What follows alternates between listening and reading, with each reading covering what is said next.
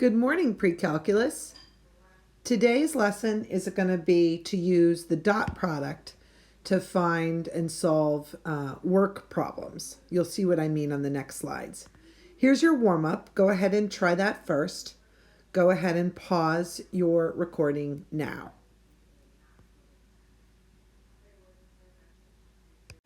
All right, here are your answers. In the first problem, the answer is 135 degrees.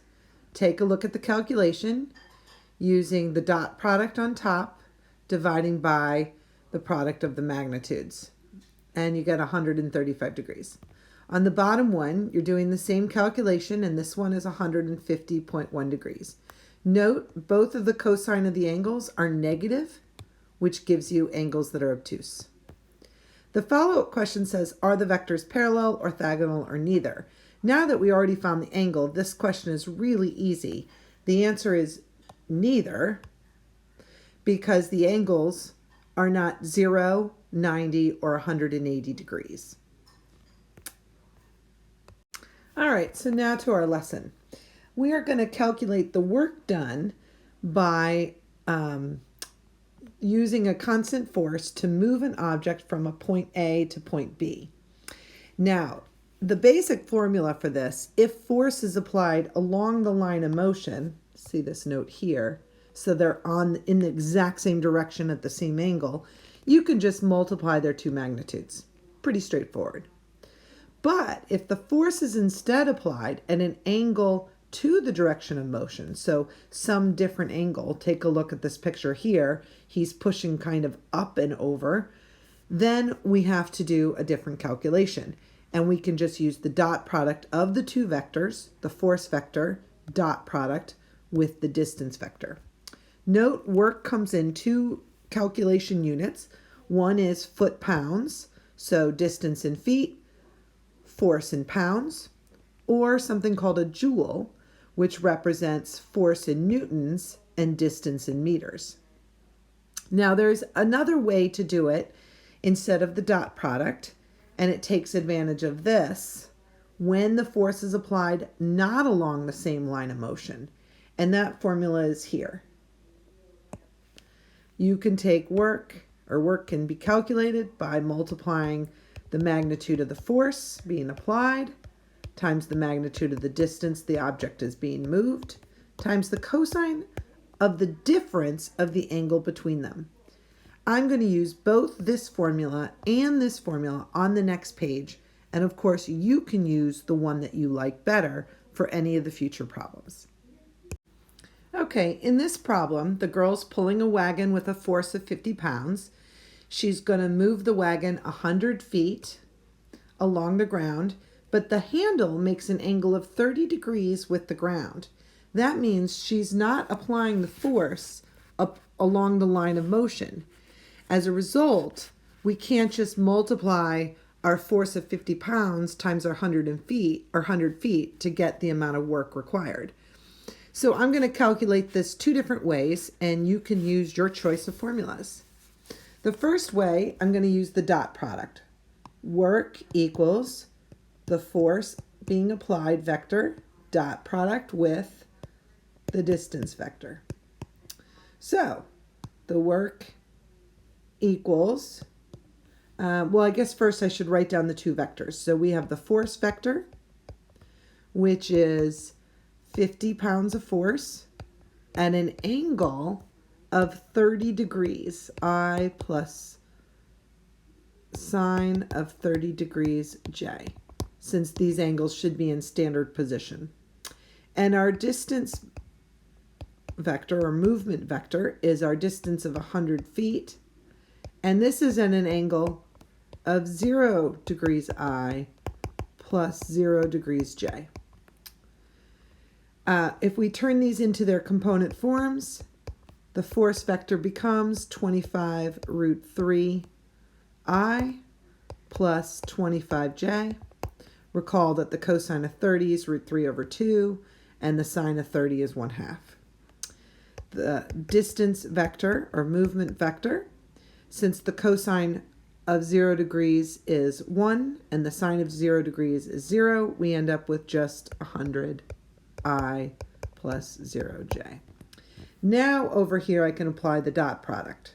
I'm going to take 25 root 3 times 100 plus 25 times 0, and we end up with 2500 root 3.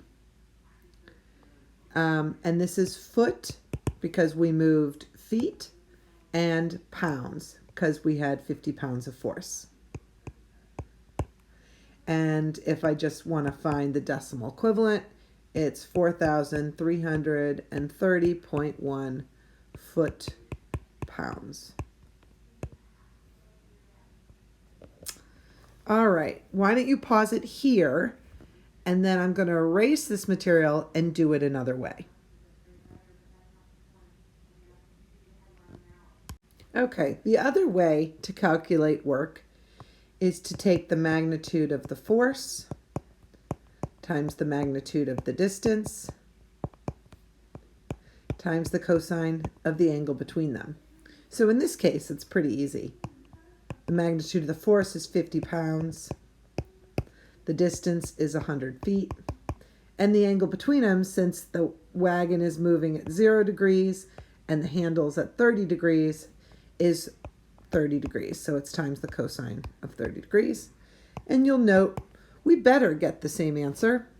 We're going to end up with the cosine of 30 is root 3 over 2. So when you put that in the calculator, you will get back to the answer of 4,330.1 foot-pounds of work to move that wagon. All right, next slide. Okay, take a look at these two problems. Go ahead and try them. Why don't you pause it here? And when you're ready to see the answer, unpause it. Okay, and here the answers magically appear. The first way I did it was using the dot product on both problems.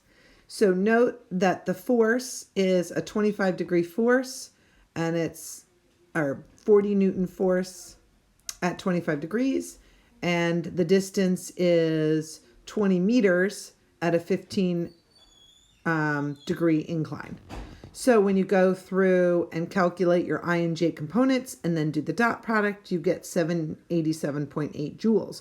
Remember, that's Newton meters because we're going force of newtons and we're moving meters. I'll do this again in a minute or two with the other method. Down here you have the bucket being pulled up, and it's being pulled up a distance of 2 meters, and it requires a 25-degree angle at 200 newtons of force. So our force vector is 200 times the cosine and sine of 25 degrees, and there's your I and J components. Our distance vector is 2 meters and an angle of 90 degrees from standard position, which of course the cosine of 90 is 0, so we're just left with 2j. When you do the dot product, the whole I component's gone because it's 181.26 times 0, and you're left with 169.05 joules. I will do this again for both of them using the other method now. All right, note the answers in blue, or the work shown in blue.